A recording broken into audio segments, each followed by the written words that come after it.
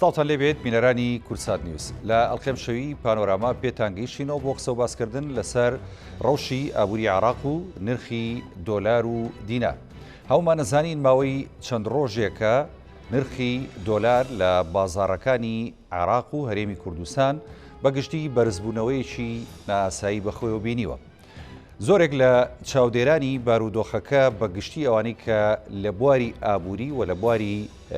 ڕەوشی گشتی عێراقدا کە تەماشای دەکەن بۆ چەند هۆکارێکی دەگەڕێنەوە. یەکێک لەوانە وەکو باز دەکرێت عێراق لە ساڵی داهاتوودا لە بودجەی ساڵی 2021 کورتهێنانێکی زۆری هەیە لە ڕووی داراییەوە. دەیەوێت بە بەرزکردنەوەی نرخی دۆلار و دابەزاننی ئاستی نرخی دیناری عێراقی ئەو کورتهێنانی پێپڕکاتەوە و کێشەی نەبێت لە دابینکردنی موچە و بودجە و هەروەها شایستەدارایەکانی سەرجەم وەزارەت و دامودەستگاکانی عێراقی. یەکێکی دیکە لە بیرروبۆچوونەکان وهای لێکەدەنەوە کە بانکی نێودەوڵەتی عێراق بانکی نێودەوڵەتی جیهانی داوای لە عێراق کردووە کە نرخی دۆلار بەرز بکاتەوە بۆ ئاستێک کە بگاتە نزیکەی 135 بۆ 140 هزار دیناری عێراقی. و ئەم هۆکارانە دیارە وای کردووە لە ئێستادا شڵەژانێک لە بازاری دراو چ لە عێراق چ لە هەرێمی کوردستان دروست بێت. لێرە و لەوێت ئەوانەی کە پەیوەندیان هەیە بە بازاڕی دراو و هەروەها ئەو کەسانەی کە لە بواری دراو و ئاڵوگۆڕی دراو لە بوارەکەدا کار دەکەن و بە گشتیش هاوڵاتیان چکە وەکومانەزانی ژیانی هاوڵاتیانی ژوابەستەیە بە نرخی دۆلار و نرخی دراوە جیانەکان لە بازاڕەکانی عێراق و هەرێمی کوردستان. خۆی ئەم گۆڕانکاریانە کە دروستە بێت لە ڕووی بەرزبوونەوە یاخود نزمبوونەوەی دراوی بیانی یاخود دراوی ناوخۆیی عێراقی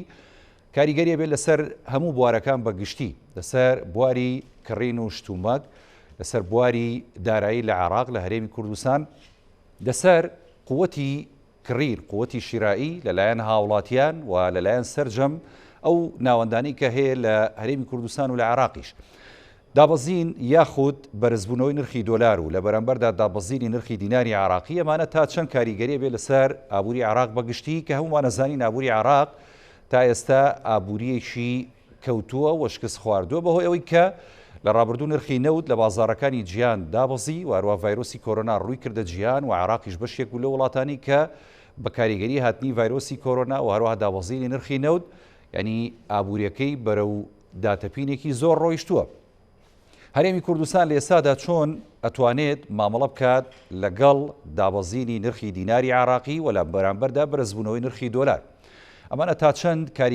کاریگەرە بن بۆ سەرجەم سێکتەرە ژیاریەکان لە هەرێمی کوردستان و عێراق بە تایبەتی لە بواری ئابووری و لە بواری هاوردەکردنی کەلوپەل لە داهاتوودا بۆ عێراق واروەها سیاسەتی نێودەوڵەتی چۆن ئەتوانێت جارێکی دیکە کاریگەری هەبێت لەسەر عێراق بۆی کە نرخی دۆلار بەو شێوەی کە دەیەوێت و خواستێتی بەرز بکاتەوە. ئەم شەو گفتوگۆکەین لەسەرم تەورانە و کۆمەڵی بابەتی دیکە بە میوانداری زۆر بەڕێز دکتۆر ئازاد دۆسکی شارەزای یاسای نێودەوڵەتی کە لە ستۆدیۆ لەگەڵمە بەخێر بێ دکتۆر ئازاد سپاس دەکەین هەروەها بڕیارە لە ستۆدیۆکانیشمان لە شاری هەولێر دکتۆر محەممەد علی شارەزای ئابووریمان لەگەڵ بێت. بەڵێ سەرەتا دکتۆر ئەگەر ڕوخسەت بێ بەڵێ دیارە دکتۆر محەممەدیش ئامادەیە. دکتۆر ئازاد یانی ئێمە بە گشتی جارێ بازە ڕەوشە ئابوووریەکە بکەین لە جیهاندا و ئەنجابینە سەر عێراق بەگشتی هەمومان نەزانین دوای هاتنی ینی ڤایرۆسی کۆرۆنا و دابەزی نرخی نەوت جۆرێک لە ناسەقامژیری لە ڕەوشی ئابووری زۆرێک لە وڵاتان هاتە ئاراوە بە تایبەتی لە نێواندا عێراق و هەرێمی کوردستانیش خوێندنەوە چییە بۆ ئەم دۆخی کە ئێستا هاتوۆتە پێش؟ بەڵێ دەست خۆش کاک هاوڕێ سڵاو ڕێزم بۆ هەموو بینەرانی کورسات نیوز و هەروەها سڵاو ڕێزیشم بۆ میوانی بەڕێز لە شاری هەولێرەوە. هەڵبەتەوەی بەڕێزت لە پێشەکیەکە ئاماژە کرد هۆکارە سەرەکیەکانن یەکێک لەوانەیە کە لەسەر ئاستی نێودەوڵەتی ئەمەزانین بەهۆی ئەو ڤایرۆسەوە ڕادەیەکی زۆر کاریگەری لەسەر نەوتەوە کرد کە سعری جیهانی کاتێک ئاڵۆگۆڕی لە نێوان وڵاتە زلهێزەکان یاخود حرەکەی بازرگانی نەمێنێ هەڵبەتە دیوە یاساییەکانیش وەکو چۆن بڵێ کاریگەر ئەبێت. ئەوەی کە پەیوەستە کرد بە عێراقەوە بە تایبەت گەرباسی بکەین و بە هەرێمی کوردستانی شەوچ لەسەر ئاستی نێودەوڵەتی ئەمە لەبیر نەکەین وەکو میوانی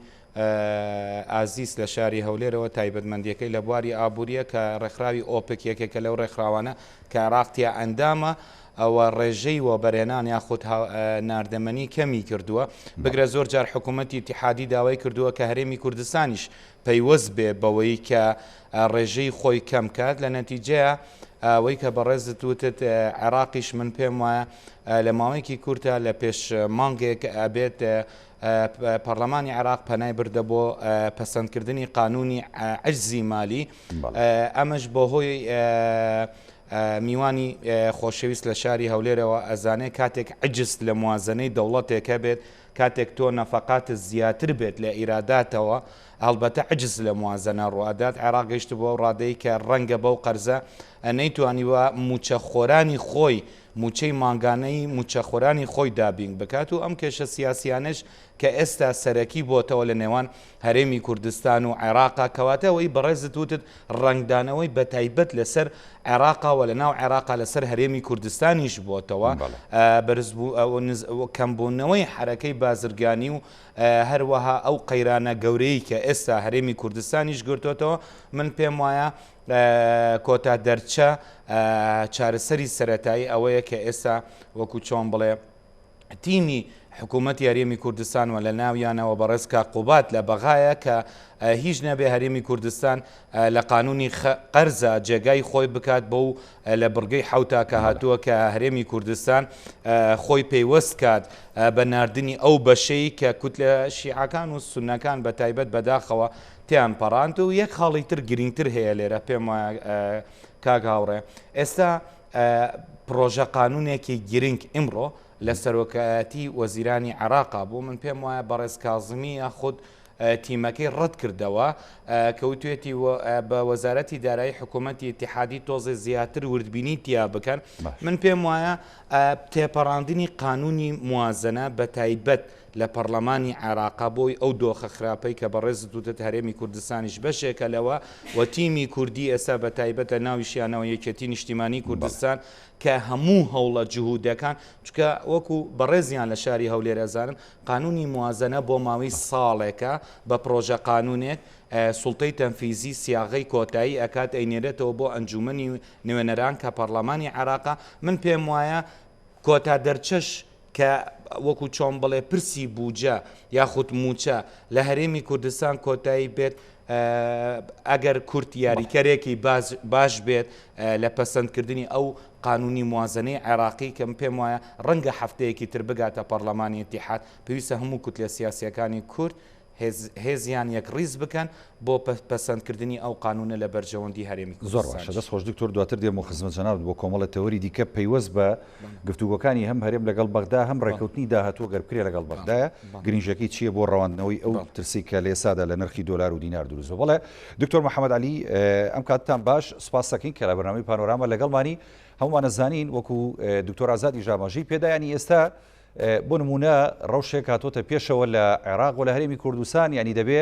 هەم ئامادەکاریشی باشی بۆ بکرێت هەم دەبێت ینی کۆمەڵی قوربانی بدرێت لە پێناوە ئەوەی کە بۆ نمونە ئێستا ڕەوشی دارایی زۆر سەختە لە عێراق و لە هەرێمی کوردستانیش بۆ ئەمتوانین ئەم ڕەوشە قورسە تێپەڕینین کۆمەڵی هەنگاوی گرنگژێوێت بەڕای جەنابتان وەکو شارەزایشی بواری ئابووری ئەم بەرزبوونەوەی کە ئێستا ئەمە سەرەتا لەوە دەست پێ بکەم ئەم بەرزبوونەوەی کە ئێستا لە نرخی دۆلار ڕوویداوە و دابەزیرەی کە لە نرخی دیناری عێراقی هاتۆتە ئاراوە کە ئەمە بێگومان زەرێکی گەورە گەێنێ هەم بە ئەو کەسانی کە لە بوارە دارایەکەدا کارەکەن هەم بە هاوڵاتیانی ئاسایش کە لە بازاردا بە دینار شتومەک دەکڕن و دوجار ینی نرخەکانی لەسەر ئەمان بەرز دەبێتەوە خوێندنەوە چییە بۆ ئەم ڕەوشەی کە هاتۆتە پێشەوە مە کاتی یاخود درێژخایە نەبێت سڵاو و خۆشەویستی بۆ بەڕێزانی بینەر و بەڕێزانی خۆشەویست و هەروها ڕێزم بۆ میوانە بە ڕێزەکەت هەیە بەڵێ دیارە ئەوەی ئەو قەیرانانەی کە ئێستا عێراق تێدا پێدا تێدا پەرکە قەیرانی دارایە من خۆمەگو ئابووریناسیگوای دەخێمە ئەمە قەیرانی داراییمان نیە بەڵکو قەیرانی کارگێری وڵاتمانەیە کەواتە ئەو داهاتێک کە لە عێراقدا هەیە ئەگەر بە تەواوەتی دەست بەسەردا بژیرێ بە تەواوەتی دابش بکرێتەوە لەسەر پێداویستەکانی وڵات ئەمە هیچ قەیرانێکمان نییە بێگومان چەند ڕۆژێک کە دیارە نرخی دۆلار بەرەو بەرزبوونەوە هەیە بەرامبەر دیناری عێراقی کەواتە بە شێوەیەکی دیکە شکست لە بەهای دیناری عێراقی هەیە بەرامبەر بە دۆلار ئەوە ئەگەر پلانێکی حکوومەت بێ دیارە بۆ پڕکردنەوەی ئەو کەلەنەیە کە لە ناو بودجەیدا هەیە بۆ پڕکردنەوەی ئەو پێویستیانەی داهاتە کەواتە زوڵمێک لە هێزی کڕین لە فەرمانبەر بە شێوێکی گشتی دەکاتن بۆ ئەوەی بتوانێت پارەیەکی بەرامبەرەوەی کۆ بکاتەوە کەواتە ئەگەر پێشتر هەر بۆ نمونە ئەگەر پێشتر هەر فەرمانبەرێک 500 هزاری وەرگت بە کەواتە دەیکەدە 400 دلار ئێستا ئەگەر 500 دلار وەربگری بۆ شێوەتە سعودێ دەکاتە 350 دلار کەواتە هەر فەرمانبەرێک ببێەوەی ئاگداربی 40 دلار بە دلار لە ئەوەکەی لە موچەکەی داکێنراوە بەوەی لە موچەکەی لێدراوە کەواتە ئەو هێزت پارەی کە لە دەستیدا هەیە 40 دلار لە دەست دەدا بڵێ دیارە عێراق وەک میلاد ئیشارەتم پێدا قەیرانی داراییە قەیرانی کارژێری هەیە ئەوەی کە ئێستا دەیکە مەتریسیەکی زۆری لەسەر نییە کە چەند هزار دینارێک کە دەکاتە 4یان 5 لە بەهایەکە لە دەستدایە وڵاتانی دۆرا پشتمان لە ماوەی شەوێکدا 4 ئەوەندە 5 ئەوەندە لە بەهایەکانی پارەکانیان لە دەستداوە بەڵام بێگومان مەترسەکەی لەوەیدا ئەگەر پلانی حکوومەت وابیان پلانی بانکی مرکزی عراقی وابی شکست لە پارەکەی بینیتن ئەوەش یەک لەو ئەوانەیە کە لە دەستکەوتەکانی حکوومەتە دەتانی بەکاری بهێنی بۆ ئەوەی بتانی کەلەنەکانی یان کەم و کوڕیەکانی ناوبوجەی پڕ بکاتەوە بەڵام بێگومان ئەگەر چاکە هەبی لە شێوەکان کە پێویست بە قەرزکردن لە شێوازێکی کە ناکاتن قەرزی دەرەچوو قەرزیەوە بەڵام دەتانی بەو حیلە شەرعیەی بۆ حیلە ئابوووریەکە باسمان کرد بودجەکە پڕکاتەوە و موچەکانیشی پێ بدا بەرامبەر ئەوەی کە زوڵمێک لە فەرمانبەر دەکرێت زوڵمێک لە بازرگارەکانی دەکرێتن ئەوە کارێکە لە کارەکان کە دەیتانی بیکە بەرامبەر ڕێ دەیتوانی کاری دیکە بکە ئەنجامداتن بۆ وەکەوەی بڵین سفرەکانی هەگریتن لەسەر دراوەکانیدا کە ئێستا بە مەسەن هزاری بکاتە 1 دینار بۆش دەیتانی پارێکی زۆر سەحب بکاتەوە بیباتە ناو بانکەکان و پارێکی بەڵام دوجار ئاخر دکتۆر محەممەدیانی ئێستا بەپرسانی باڵای عراقی لە بواری بانکی و دارایی ئاماژەیان بۆ خاڵی جەنابی شداوە چکۆ خاڵێکی گرنگە بەڕاستی کە گەر این دەوڵەت بیر لەوە بکاتەوە لێسادا دراوەکەی بگۆڕێت دیارەوەن دەڵێن هەم تێچوویشی زۆری دەوێت هەم کاتێکی زۆریشی دەوێت کە لەوە چێ فریان نەکەون ئەم قەیرانی کە دێتە پێشەوە یاخود ئەو ڕەوشە سەختی دێتە پێشەوە ئەمان بەری پێ بگرن. بەڵێ دیارە باباز لۆی بکەین ئایا دراومانەچیان ئابووری دراومانەچە دیارە پارە و هێزی درا لەوەی دادەکرد کە کاتی وڵاتێک سەقامگیری بۆخەوە دەبینی وڵاتێکیش یەدەگەچی زۆری هەبی وڵاتێک پیشەسازی وڵاتێک ئابوورەکەی سەقامگیری هەبی بەڵام بەداخەوانی ئێستا هیچیان لە عێراقدا نەماوە سەقامگیری سیاسی هێنە سەقامگیری ئابووری هەیە یەدەگەکەش کە باز دەکرێت بەو ژمارانێک کە باز دەکرێت 7 میلیارد دلارێک یان 8 میلیۆن دلار هیچ گومانی وی لێ دەکرێت تەنها ژمارە مابی بەڵکوم ئەوانێک کە پێشتر هەبووە تێیادا نەمابی لە خەرجەکانی وڵات سەرفکرابی کەواتە لێرە ئەو ئێستا ماوە لە هێزی دراوی عێراقی ئەوەیە کە لە ئەمریکادا سنووقێکە بەناوی سنووقی ئینمای عێراقی هەر کاتی کەنەوە دەفرۆشرێ و پارەیە بەوێن دەتەرحیل لێکرا لەوێن دەڕا بۆ عێراق لێتەوە کەواتە تا ئێستا ئەو هێزەی کە لە دراوی عێراقی دامایە لەو هێزەیە کە ئەو پارە دەستە ئەمریکا دێتەوە کەواتە لە ژێر سێبەر و حەسانەی وڵاتی ئەمریکای ئەوە تا ئێستا ئەو هێزە پێدانا بوو بەڵام دیارە ئەمریکاش کار بۆ سزادانی کەمێک لە دەست باڵایەکانی عێراق دەکاتن بۆی وا دەست پێ دەکاتن کە ئەویش چەند جارێک تهدیدیەوەی کردە کە هێزیان لێ دەستێنیتەوە. بەرز دکتۆر محەممەدی باست لە خاڵێکی گرنگ کردکەویش کە زەرمەندبوونی هاوڵاتیان و موچەخۆران یاریمی کوردستانە و عێراقە کاتێک کە موچەکانیان وەرەگرن ینی بۆ نمونێ سەگەر لەم کاتە داوەری برن دۆلار لەو ئاسە بەرزەدا بێ و دیناریش لەو ئاسە نزمە ینی هەموو موچەخۆرێکی عراقی بە هەرێمی کوردستانیشەوە بڕێک لە موچەکەی دەڕوات بە هۆکارە. باش ینی ئەگەر ئەمە بەم شێوەیە زەرەرم بێ لە هاوڵاتی و لە موچەخۆران و زۆرێک لە چینەکان کە لە بواری ئابووری و دارایی و بازرگانیدا کار دەکەن، ینی بۆ ئەبێت مەبەستی حکوومەتی عراقی لەم ڕۆ چی بێت؟ ینی مەبەسەکە تەنها خۆ دەربازکردنێتی لەو قەیرانە قورسی کە تەیەکەوێ بەهۆی کورتێنانی داراییەوە یاخود نەخێر هۆکاری دیکەی لە پشتەیەکێک لەوانە بۆ نمونە بانکی نێودەوڵەتی کە داوای لە عێراق کردبێت نرخی دۆلار بەرز بکاتەوە. ئەمەیان تا چەند واردیانی دکتۆر لە ڕووی ئابووریەوە؟ بێگومان ئەو قەرزێکە عێراق دەکاتن زیاترین ئاماژە بۆ دەکاتن کە سزا دەدێتن بەرامبەری لەو سزانەیە کە دەبێ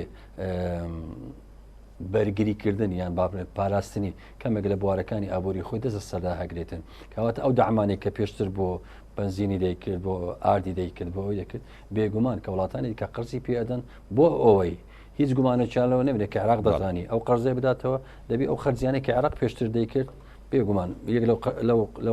لەوانی کە دەیکرد تا ئێستا توانێتی عێراق بە مقارنەتەن لە وڵاتانی دەرا پشت درای خۆی بپارێزی بۆ وڵاتانی دەرا پشت دیارە لە چ حالەتێکی ئاوریدا دەژین ئەوش بێگومان زەریبەی لەسەردا هەبوو بەڵام ئێستا بێگومان باقی نێودەوڵەتیوانی دیکە عێراق سزا دەدرا بەرامبەر ئەو قەرزەی یان دەتانی بڵێن هەندێک قەراری سیادی کە لە دەست عێراق بووە بێگومە باقی نێودەوڵەتی ئەو قەراراتان لێ وەرەگریتەوە من پێم وایە یەک لەوانە شەکە دەبی بۆ ئەوەی عێراق چارەسەری ئەو گرفتانەی بکە کە ئێستا تێدا دەژی کە دروست کراوە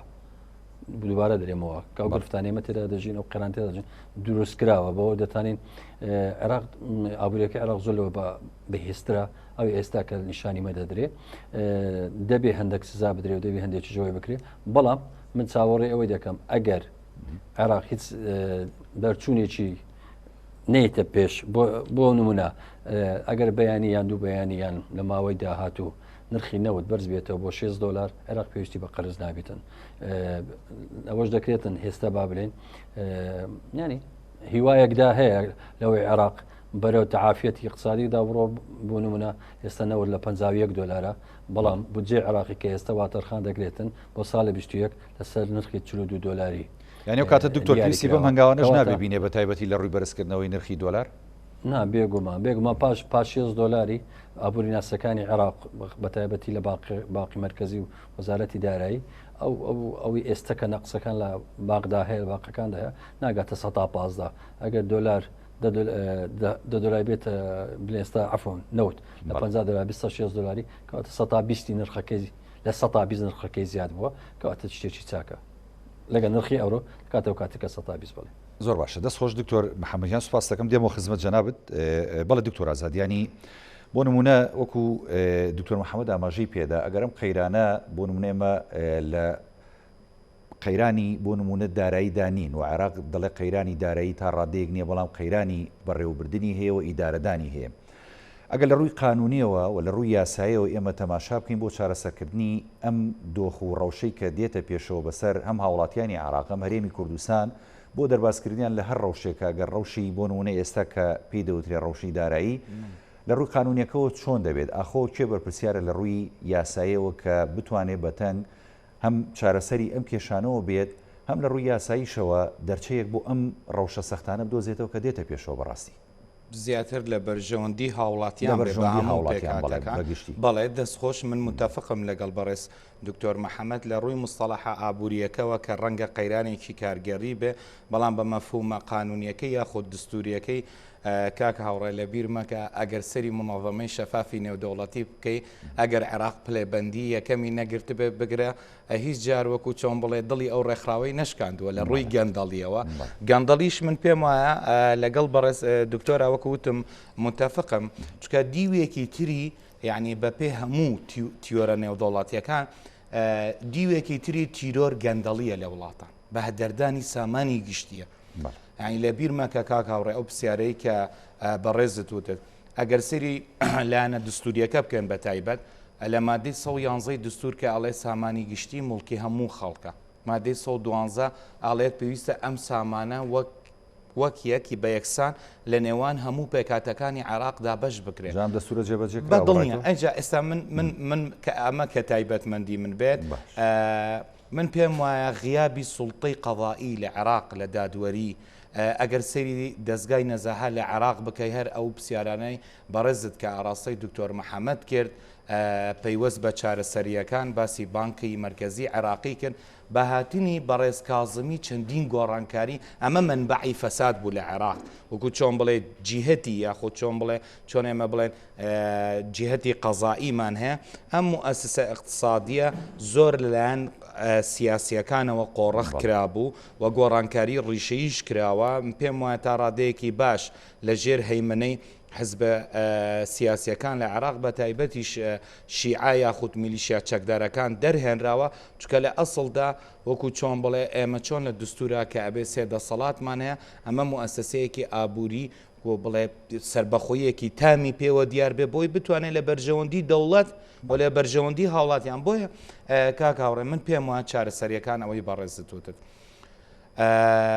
متفق بوون لەسەر ئەوەی کە قەیرانێکی کارگەڕی و لە دیوە قانونیەکەش من پێم وایە ئەگەر سەری ساحەی تەحریر بکەین یەکێک لە دروشمەکان کە بەرز ئەکرا خۆپشاندەرەکانە یانوت حیتان الفەساد ئەو حوتە فەسادانەوە ئیشی دەسەڵاتی دادوەریە بزانێ کێ وەکو قەیرانەکەەوە لە هەرێمی کورد دەسەڵاتی دادوەری ئەو قووەتەی هەیە کە بتوانێت بۆ نمونە لە قەیرانێکی ئاوهادا بێتە پێشەوە بتوانێت هاوڵاتیانی عێراق و هەرێمی کوردستانیش دەرباس بکات لەم ڕەوشە سەختی کە تێیەکەون بەهۆی بەرزبوونەوەی نرخی دۆلار بە دڵنیاییەوە موئەسسەی داواکاری گشتی لە عێراق و لە هەرێمی کوردستانیشە سامن ئێمە سەر هەرێمی کوردستان کە قانونێکمانەیە بە ناوی قانونی چاکسازی ئەوە چەندێکە لایەنێک زۆر زۆر سەرقاڵ بۆ و نازانم ڕنگدانەوەی نەبووە تا ئێستا لە بەرژەوەندی وەکو مەفهومی هاوڵاتیانی هەرێمی کوردستان کە لە پەرلەمانی کوردستان و سیاغی کردووە بگرێ ڕەنگە خاڵێکی سەرەکی بوو بێ لە بەشداریکردنی لە حکوومەتدا ئینشاڵڵا ئەگەر پەسەند بکرێ بەلکم لە بەرژەوەندی هاوڵاتیان بێ بەڵام بزانم تەمەنی حکوومەتی هەرێمی کوردستان نەماوە ئەو بۆکو چۆن بڵێ بە ڕێژەیەکی زۆر نەماوە ئەو قانونە چاکسازیەشمان نەدی من پێم وایە من لایەنی یاسایەکەمەوێ نامەوێت بچمە سەر لایەنە سیاسیەکەی موئەسسەی داواکاری گشتی یاخۆت ئیدعای عام لە بەغا من پێم وایە ئێستا زۆر لە جاران ئاکتیڤترە کاکاوڕێەوە باسی نرخی ناوتان کرد بڕوا ئەکەی ئێستا عێراق عجزی هەیە لە موازنە بیرم دێت لە خولی دووەمی نووری مالکی کە ئەو وەکو چۆن بڵێ منبعی فەساد و بە هەدەردانی ملیارەها وەکو چۆن بڵێ سامانی گشتی عێراق بووە لە 2000 هەڵە نەبم لە تا 2010کان بەرمیلێکی نەوت لە عێراق بە $100 ئەفرۆشرا ئێستا ئەمە عجزی موازنە هەیە ئەوسا پەرلەمانی عێراق هەر بەرمیلێکی نەوت $80 وای خەمڵاندە بوو کاتێک قانونی موازنە پەسەند کرا سێران کرد سعری نەوت بەرز بۆتەوە بۆ 100 یعنی عکسی عجزەکەوە ڕەنگە دکتۆر محەممەد بزانێ بەڵام عێراق نەبووە بۆ عێراقی کە ئاوادان بکرێ مەبەستی من هاوڵاتی تیا بەرژۆن لەبەرەوە من پێم وایە بە تایبەت لە باشوور و ناوەڕاست ئەوەتە لە هەرێمی کوردستانیش بەداخەوە ئەگەر لایەنی قانونی وەکو چۆن بڵێ دستوری تەعاملێکی ورد بە تایبەت من سەرەتا ئاماژەم پێ کرد کە ئێستا تیمی کوردی لە بەغایە چارەسەریەکی کاتی لە قانونی عجزی موازنە هەیە بەڵام بۆ ساڵێک من پێم وایە لە قانونی موازنە پێویستە کورد ڕێکەوتنێکی لە ژێر چەتری دستورە ئەنجام بدات خاڵێکی گرنگتریشەیە کە بەرنمەکەی بەڕێزت ئمرۆ زیاتر مەفهومی طبیعی اقتصاد لە هەموو وڵاتانی جیهان کاریگەری لەسەر یاسا ئەکات کاریگەری لەسەر لایەنە سیاسەکانەکە لەسەر لایەنی کۆمەڵایەتیش ئەکات من پێم وایە چارەسەری ڕیشەیی من لێرەش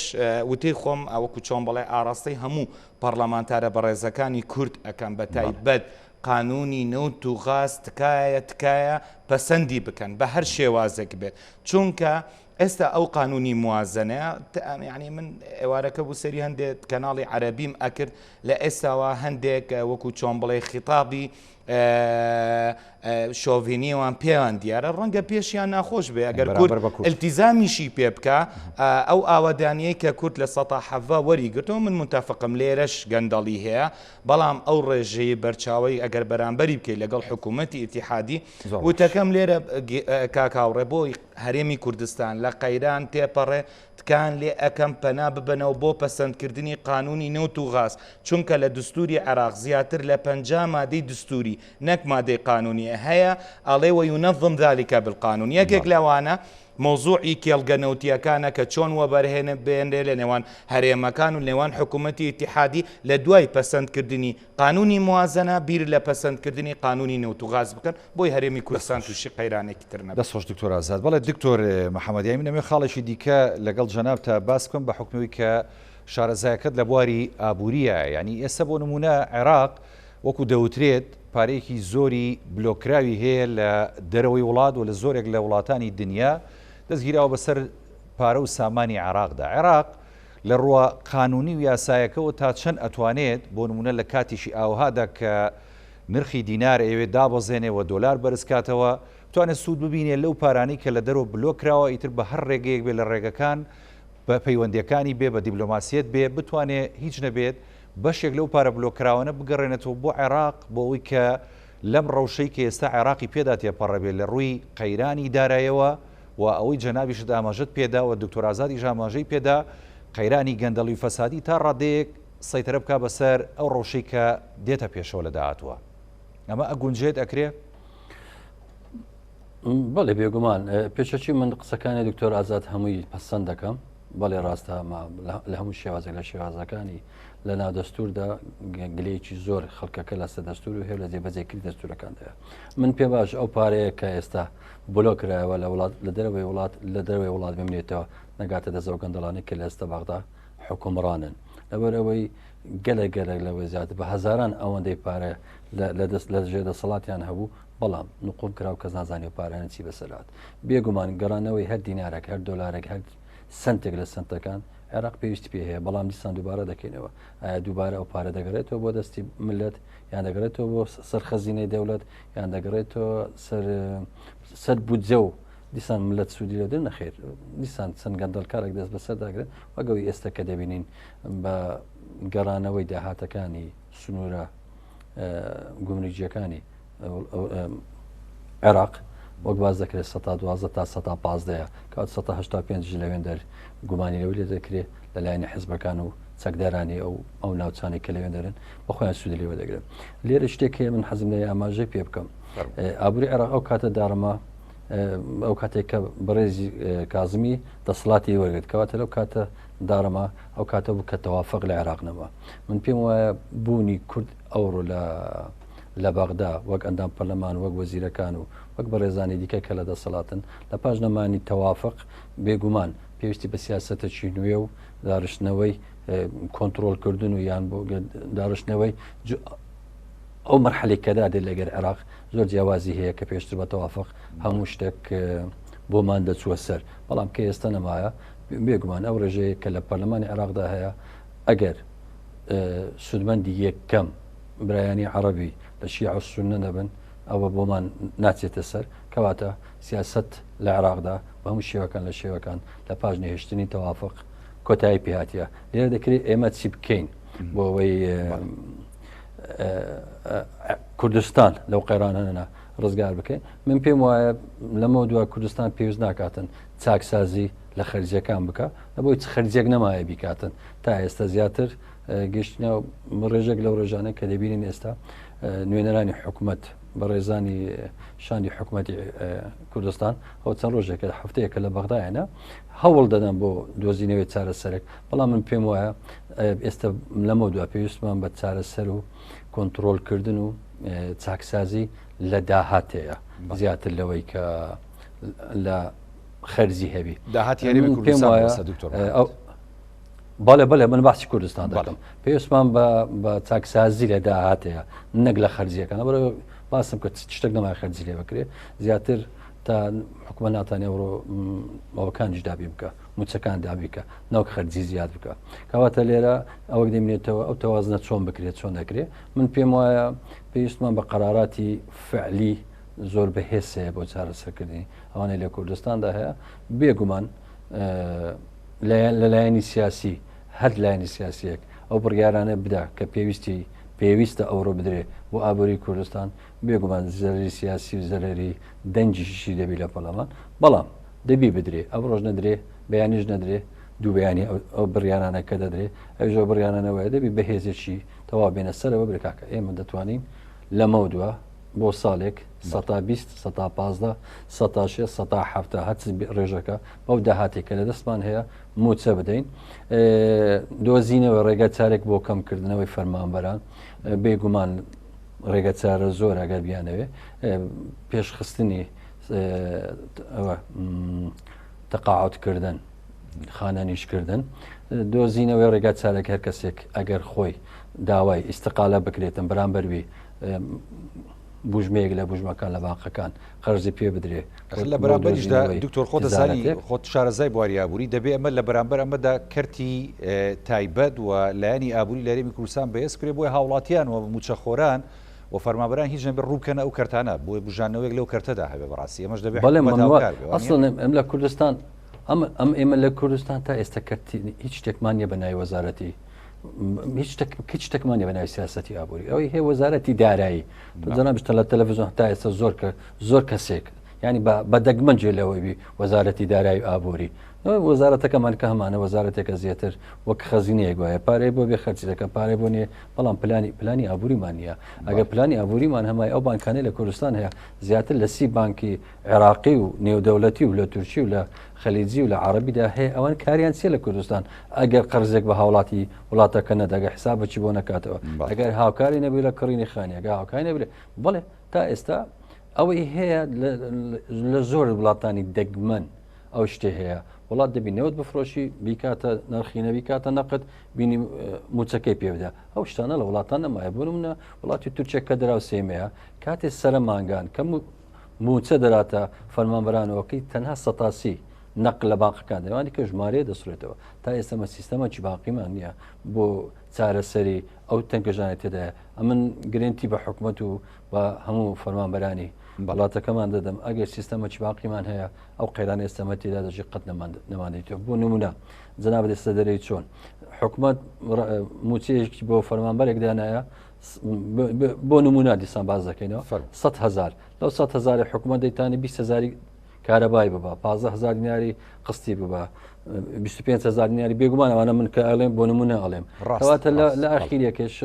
6,000 دەیتانی بدە ئەو 6,000 لە باغ دەسوراوە لە ناباغ دەسوراوە تۆ دەچی لە بازار شتێک دەکڕی بە کردی کار دەیکڕی هاوڵاتێکەش ینی بای سەرشانی سوکە بوو لە کۆمەڵێک بێگومان من پارەم ناوێ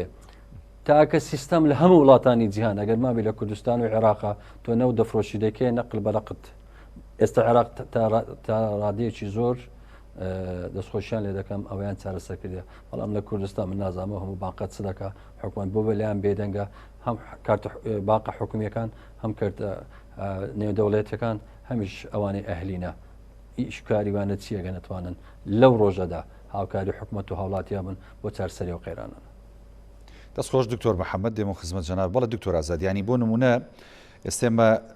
هەرێمی کوردستان وەکو جەنابیشت ئاماژت پێدا و دکتۆر محەممەد علی ژاماژەی پێدا ئەم بۆ ودێکی باڵا لە بەغدادن ینی بە سەرۆکایەتی بەڕستقوا تاالبانی جێگی سەرۆک وەزیران و کۆمەڵێک لە بەرپرسانی باڵای هەرێمی کوردستان و لەگەڵیشیا ینی وەفدێکی تەکنیکی و هەروەها وەفدێکی سیاسیش کە هەیە لێوە ئەندامانی ئەنجومەنی نوێنەرانی ژە فراکسیۆنە کوردستانەکان ئەمانە و هاوکارن بۆی کە هەرێم لەگەڵ بەغدایە بگاتە ڕێکەوتن چکێمە قسەکەمان لەسەرەوەیە کاتێک کە ئێمە نەگەینە ڕێکەوتن و نرخی دۆلاریش بەم شێوەی بەرز بێتەوە نرخی دیناریش ینی قوی شیرایی بۆ شێوەیە بێت هەم هاوڵاتی زەرەرە بێ زەرمەندە بێ هەم موچەخۆرانی هەرێمی کوردستان و عراقیش بە پلەی یەکەم هەرێمی کوردستان زەرمەندە بن لە ڕووی یاسایی و دەستوریەوە هیچ قانونێک هەیە هیچ نەسێکەیە کە پارێزگاری بکات لە مافی هاوڵاتی بۆ نمونە لە هەرێمی کوردستان و لە عراق و هەروەها مافی موچەخۆر و ئەو فەرمانبەرانی کە موچەخۆرن و موچەوەرەگرن لە حکوومەتی هەم هەرێمی کوردستان هەم عراق بەڕاستی دەستخۆش کاک هاوڕێ ئەمە دەستخۆشی و لە یەکەم یەکێک لە پرسیارە هەرە گرنگەکان کە ئێستا پەیوەستە بە قوتی خەڵکەوە و ئەوەکو چۆن بڵێ جەوهرە قانونیەکان و دستوریەکەش ئەمە ئاماژێ پێ بکەم ئێمە لە بیر نەکەین یعنی وەکو لەسەر ئاستی ئەم خاڵە گرنگە ئێستا ئێمە سەر قوانینی عێراقی و دستوری عێراق هەرێمی کوردستان دەوڵەت نییە لەسەر ئاستی نێودەوڵەتی باشە ئەگەر تۆ دەوڵەت نەبێ کۆمەڵێک ئیمتیازات لە دەسەیت و یەکێک لەوانە قەرزە تۆ ئەشخاصێک نیت لە یاسای نێودەوڵەتی تا بتانی بەڵام عێراق دەوڵەتە ئەتوانێت قەرز بکە توانێت ڕێکەوتن ببەسێ ئەمە نامێ بچمە سەر شەقی یاسای نێودەوڵەتی ئەمە خاڵێکی گرینگە کە قەرز زۆر جار وەلو تیجاهەیەکەیە ئەڵێ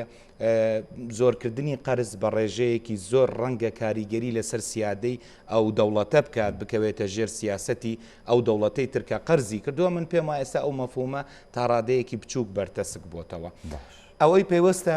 بە دستوری عێراقەوە باسی بانقمان کرد و گەندەڵی و ئەوەی لە هەرێمی کوردستان پێڵێ بندیوار و ساحەی تەحریر پێیانەوت فەضائیون و لەگەڵ دکتۆر محەممەدا متەفەقم وەکو پێش ئێستا شوتم دیوە ئیرهابەکە فەساد و گەندەڵیە چ لە هەرێمی کوردستان چ لە عێراقا بێ ئەم پرسە چارەسەر بکرێ من پێم وایە چارەسەری ڕیشەی ئەمە ئیشی دەسەڵاتی دادوەریە لە عێراقا مادەی 14 و 18 دستور کە ئەڵێت هەرێمی کوردستانیش هاوڵاتی عێراقین مادەی هەژدەش ئەڵێ کە تۆ هاوڵاتی عێراقی بێ نابێت جیاوازی بکەی جا بە سەبەبی نەتەوەیی بێ ئاینی بێ سیاسی بێ بە هیچ شێوەیەک ئەم دستورە وەکو چۆن بڵێ حەسری کردووە کاک هاوڕێگیان وتمان باسی بانقمان کرد و بانقی ئەلی و با زۆر جاریش لە گەندەڵەکان و لە عێراقیشا و حسابە بانقی ئەهلیە زەبەلاحانە با بینە سەر بانقە بچووکەکە کە گریفانە بچووکەکەی هاوڵاتیە کە ئێستا بەداخەوە تووشی قەیرانێکی گەورە بۆتە وەکو چۆن بڵێ باسی زۆربەی کەناڵە جیهانیەکانیش بە تایبەتەوەی هەرێمی کوردستان من پێم وایە ئاماژەم پێکرد قانونی موازنە 2021 پێش ئێستا ئاماژەم پێکرد کە بەڕێز کازمی ڕەدی کردوتەوە گەڕاندۆتەوە من پێم وابێ تیمی کوردی لێرە وەکو من وای بۆ ئەچم وەکو بڵێت نەوعەنما داواکاری کردووە کە ڕەدی کردوتەوە سەرۆکوەزیران تا داواکاریەکانی کوردیش جێگای خۆی بگرێتەوە دیسان خلافێک ڕوونە ئەمە ڕای منە ڕەنگە تیمی کوردی ئەمڕۆ کۆبوونەوە ئەنجومەنی وەزیرانی عێراقیشە بۆ لەو تەوەرانە باسکردنی پشکی هەرێم بوو لە بودجەکەدا بەڕاستی بەڵێ بە دڵنیاییەوە لەبەر ئەوە ئەگەر بەو شێوازە بێت من پێم وایە تیمی کوردی سەرکەوتنی گەورە بەدەستێنێت چکە قانونی عجزی مالی ئەوەی کە پێشمانگای کردی ئەوە تەنها بۆ 2 مانگێک بۆ بەڵام قانونی موازنە بۆ ساڵێکە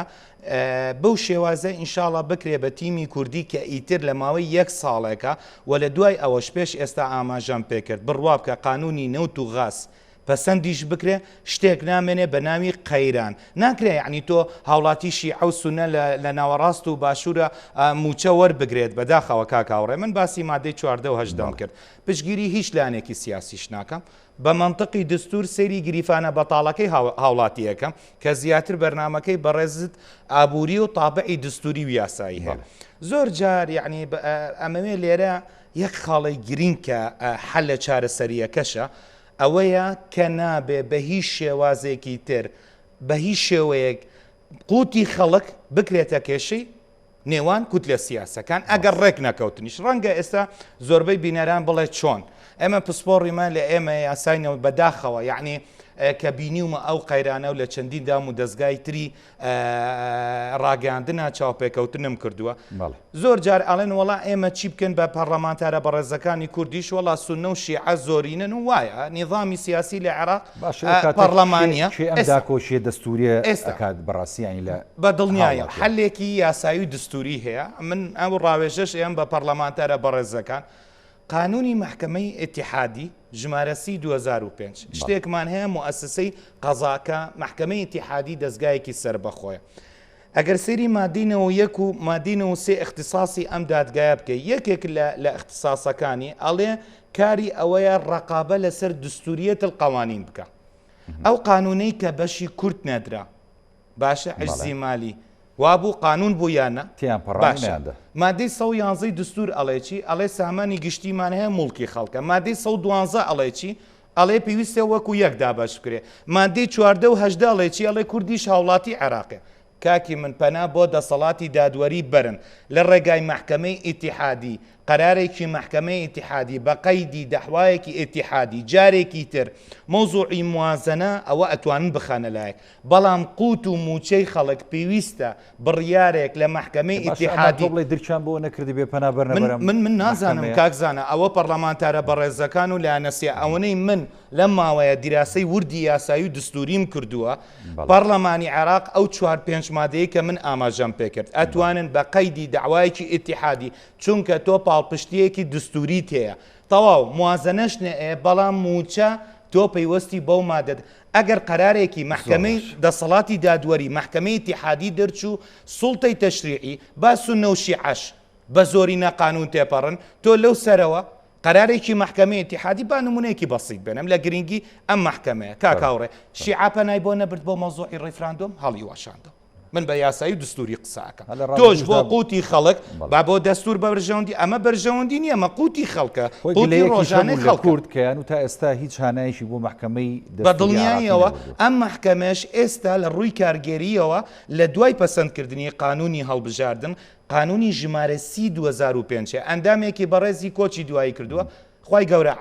لێ ببوورێ یەکێکی تریش خان نشین بووە ئێستا پەرلەمانی باڵێ پەرلەمانی عێراق خەریکە ئەو وەکو چۆن بڵێ فەراغە قانونیە حەلی بکە کە پەسەند کرا پێم وایە لێرەش دیسان دووبارە ئەکەم کاکاوڕێ ناکرێت تۆ نوێنەری خەڵک بی بڵێ تەواو شەڕی یاسایی خۆت کردووە بەڵام جەبهەیەکی تری قەزایی تەیە کە مەحاکمە تکام وان نوێنەرە بەڕێزەکان پەنای بۆ ببەن دەستخۆش منەمەوێ بچمەوە بۆ لای دکتۆر محەممەد علی بۆیە تۆزە زیاتر لەسەر ڕوە ئابوووریەکە و زەرمەندی هاوڵاتیان و بە تایبەتی لە ناو بۆ نمونە لە داهاتووە گەر نرخی دۆلار هەروە بەرز بێت دکتۆر محەممەد علی و قووەتی دیناری عراقی بۆ شێوەی بەرەو دابەزیم بچێت هەرچەندە زۆرێک لە شارەزایانی بوارەکە و بەرپرسانی باڵای عراقی ژاماژیان بۆ داوە کاڵێن ئەمە کاتیە و هەندێک لە لێدوانە سیاسەکان وای کردووە کە نرخی دۆلار بۆ شێوەی بەرز بێتەوە یەک نەخێر بانقی مرکزی عراقی نرخی دۆلاری هەر بە 120,000 دینار دیاری کردو بەڵام من ئەمەوە پرسم ئەگەر لە داهاتوە دۆلار بەرز بێ و دیناریش بۆ شێوەیە دابەزێت دکتۆر محەممەد ینی ئەو کاتە ئەتوانین بڵین لە بواری هاوردە و ناردنکار بۆ لە بواری ئەو کەلوپەلانەی کە هەیە هاورداکرێ کەمترە بێتەوە و قووەتی ئابووری توانین بڵین لە عراق هۆرێمی کوردستان بەرەو داتەپینێکی کاچێت و نرخی شتومەک ڕاستاڵێن لە بازارە بەرز دەبێتەوە ئەو کاتە هاوڵاتیش بەو شێوەی کێسا هەیە ناچێتە بازار و پارەکەی خۆی سەرف ناکات ئەمانە تا چەند ینی واردە ڕووبدا لە داهاتوودا گەر بەو شێوەی ئێمە بینیمان نرخی دۆلار بەرز بووە بڵێ بێگومان بەگەر دەبێ ئاماژە بە بکە ڕێژەکە ئەگەر بۆ نمونەکمان هینا بۆمان 120 لە نرخی دەست ئەوەکەی 40 دۆلارێک لە دەست دەداتن بێگومان هەر هاوڵاتێک لە ئەوەکەی خۆیدا میزانەکەی خۆدا لە معاشەکەی خۆیدا 40 دۆلار مانگانە لە دەست دەدارە لە کڕین ئەگەر پێشتر شتێک بە دۆلارێک بێ بە 1200 دیناری دەیکڕی بێگومان و زاربتە 1500 دینار کەواتە گرانیەک بەو ڕێژەی کەدا دەشێ گرانێک بۆ ئەو کەرستانێک کە لە دەرەوە دەکرێت بۆ کەمەلیاتەکان دەکرێت بۆ هەر شتێک لە دەرەوە بێ بێگومان بە نرخی دۆلار بکڕێتە لە بازارەکانی کوردستان ساغ بکرێتەوە بێگومان ئەو ڕێژەیە کە دیان لە دەستی دەدا بەو ڕێژێ بێگومان دووبارە زیاد دەکە لە بازار بەڵام لێرە ئاگەر حکوومەتی هەرێمی کوردستان حکوومەتی عراق لەگە بەرزکردنەوەی نرخی دۆلار لەسەر ئاستی دیناری عێراقی یاسایەک دەربکاتن بۆ دیارکردنی ئەو هەڵاوەسانی کە دەدا هەیە ئایا بازرگانەکانیش بەشێک بن لە خەسارەتەکەی لە زیانەکەی بێگومان یانێ بۆ نمونە تۆ ئەگەر قۆدیەک یان سابوونێک بکڕی لە بازاری تووچە بە 10 دۆلار ئەوڕە بینی لە بازارەکانی کوردستان بە 15 دلار ساغی بکەوە ئەگەر بە یاسایەک لە پەرلەمانی کوردستان یان لە عێراقژەگە دەربچێت لێرە جێبەجێ بکرێتن گە بۆ نییە لە 120 زیاتر بخێسەرێ بێگومان کۆنتترۆلی بازار دەکرێت بەڵام ئەوە زۆر ئاستەمە لە کوردستان و لە ڕووی ئەم یاسایە هەم لە ڕووی جێبەجێکردنەوە ئاستەمە لە کوردستان و لە عێراقدا بەڵام شتێک هەیە لێرە من پێم خۆش ئەگەر لە ڕێگای تەلەڤیزیۆنەکەی بەڕێستانەوە ئەگەر نەگمان بگاتە ئەو شاندەی لە بەغدایە من پێم خۆشە لە بەڕێز کازمی بپرسن کاتێک ئێوە موچەی خەڵکی مووسڵتان دەنارد خەڵکی مووسڵیش هەموو لە ژێر دەسەڵاتی داعشدا بوون داعشنەوتەکانی دەفرۆشت ئایا ئەو کاتی ئەوە حکومت نەبوون ئایا ئەو کاتەی شارەکانی تکریت و ڕۆمادی و مووسڵ خەڵکەکە لە هەولێر ئاوارە بوون جەنابتان معاشتان بۆ دەناردن ئایا ئەوانش نەوتیان پێتان تەسلیم دەکرد من وەک هاوڵاتیەکی ببرە لەو قسێ وەک هاوڵاتیەکی حالیان کە قسە لەگە جەنابەت دەکەم تا ئێستا من عێراقیمە من وەک هاوڵاتێکی عێراقی قسە دەکەم ئایا ئەو کاتەی لە جەماعەتی ڕەفحا لە ئەمریکا دانیشتینە لە داهاتی وڵاتەکەی من تۆ 18,000 عائلە لە ئەمریکا بەخێو دەکەی ئەوانش نەوتت بۆ دەنێرن من وەک حەزم لێە وەک ئەو شاندا ئەو سوالانە لە بەڕێز کازمی بکەن بۆیە من وا دەڵێ منەوەی دەبینیم ئێستا زیاتر قەیرانی سیاسی و قەیرانی کارژێریمانەیە ئەگەر نا ئەو شاندەیە بە ڕێزێک کە لەوێن دەرن پێم وایە ببرە لەو قسەی کە دووبارە دەکەمەوە پێم وایە سیغەی مناقشەکردنیان لەگەریان بگۆڕن لە ئابوووریەوە بەرەو سیاست کاریش دەکرێتن لێرە حەق وایە ئەو خەڵکەش